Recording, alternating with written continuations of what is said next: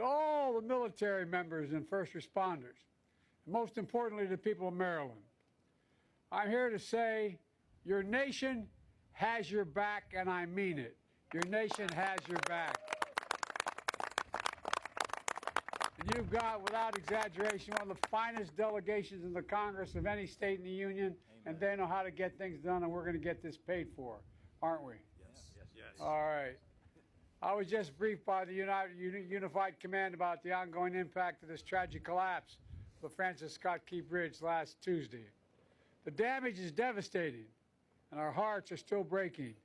Eight construction workers went into the water when the bridge fell. 6 lost their lives. Most were immigrants, but all were Marylanders. Hard-working, strong, and selfless. After pulling a night shift fixing potholes, they were on a break when the ship struck.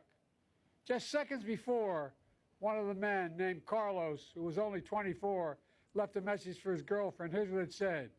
"We just poured cement. We're waiting for it to dry," he said. Well, to all the families and loved ones who are grieving, I've come here to grieve with you. We all are. It's not the same, but I know a little bit about what it's like to lose a piece of your soul, to get that phone call in the middle of the night to say family members are gone. I've been there. It's feeling like having a black hole in your chest, like you're being sucked in, unable to breathe. The anger, the pain, the depth of the loss is so profound. And we know it's hard to believe, and you're probably not going to believe me, but I can tell you now from personal experience, the day is going to come when the memory of your loved one as you walk by that park or the church or something that you shared together is going to bring a smile to your lips before it brings a tear to your eye.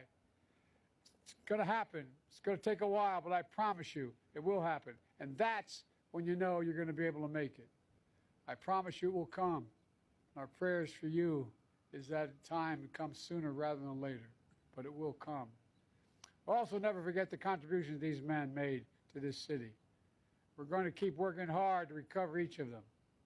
And you know, my vow is that we will not rest, as Carlos said, until the cement has dried on the entirety of a new bridge. A new bridge.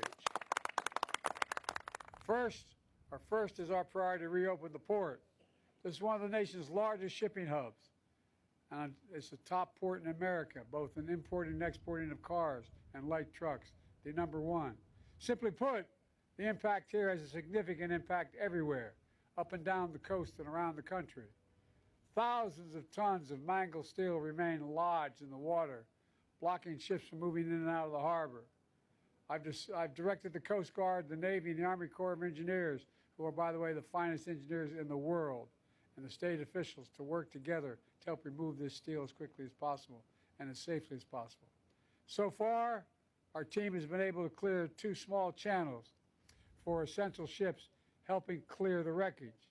And yesterday, the Army Corps announced that by the end of April, they'll be able to open the 3rd channel for some commercial traffic, including car carriers. And by the end of May, we'll open the full channel,